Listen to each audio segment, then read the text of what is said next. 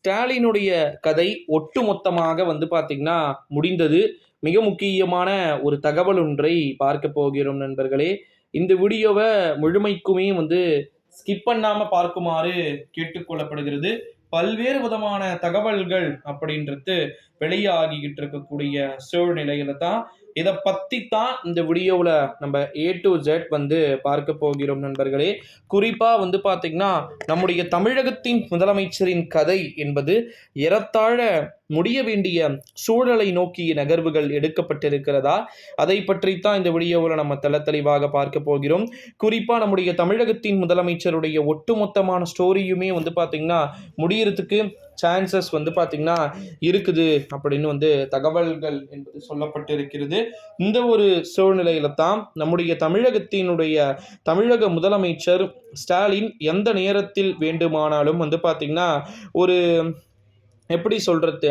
ஸ்டாலினுக்கு இப்போ ஃபேமிலி தான் பேக்ரவுண்டு. ஃபேமிலி இல்லாமல் ஏஷியாலேயே பார்த்தீங்கன்னா மிகப்பெரிய குடும்பம் ஸ்டாலினுடைய குடும்பம். உண்மையில் நீங்கள் போய் சர்ச் பண்ணுங்க கூகுளில் கூட ஏஷியாலே பிக்கஸ்ட் லார்ஜஸ்ட் ஃபேமிலி. அப்புறமா அம்பானி அதானிலாம் கூட கிடையாது. சீரியஸாக நம்முடைய கலைஞர் அவர்களுடைய குடும்பம் மட்டுமே. ஏன் பெருசாக பார்க்க தெரியலனா, அம்பானி அதானி அப்புறமா ரத்தன் டாட்டா இவர்கள் எல்லாமே பார்த்தீங்கன்னா ஒரு பிஸ்னஸ் மேனா தங்களை காமிச்சிப்பாங்க. ஒரு மிகப்பெரிய ஒரு பிராண்டா காமிச்சிப்பாங்க.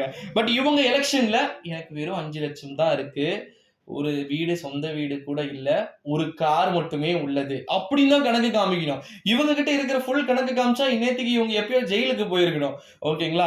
ஸோ அதற்குத்தான் பினாமிகள் அப்படின்ற ஒரு பெயர்கள் உருவாக்கப்படுகிறது. பினாமி மீன்ஸ் என்கிட்ட ஒரு 50 கோடி இருக்கு, நான் 50,000 ரூபாய் வச்சிருந்தாலே பெரிய காசா இருக்கக்கூடிய எனக்கு 50 கோடி இருக்குன்னா நான் என்ன பண்ணுவேன்? ஆனா அந்த பணம் எனக்கு தான். 50 கோடி என்கிட்ட இருந்தா கண்டிப்பா நான் மாட்டிப்பேன். இது எப்படி வந்துச்சு?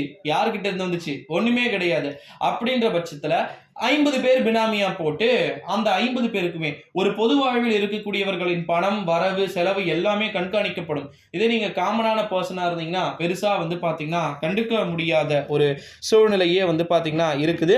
ஸோ இதன் அடிப்படையில் பார்க்கும்போது கண்டிப்பாக பார்த்தீங்கன்னா ஸ்டாலினுடைய ஒட்டுமொத்தமான குடும்பமுமே பார்த்தீங்கன்னா ஸ்டாலினுக்கு எதிராக திரும்புவதும் மற்றவர்களுக்கு எல்லாருக்குமே பார்த்தீங்கன்னா நிறைய விதமான விஷயங்கள் நடக்கும் அப்படின்னு சொல்லிட்டு எதிர்பார்க்கப்படுகிறது.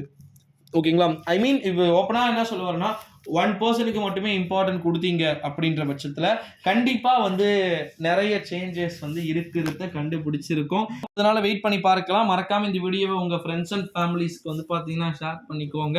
நண்பர்களே, நன்றி, வணக்கம். அடுத்த வீடியோவில் பார்க்கலாம்.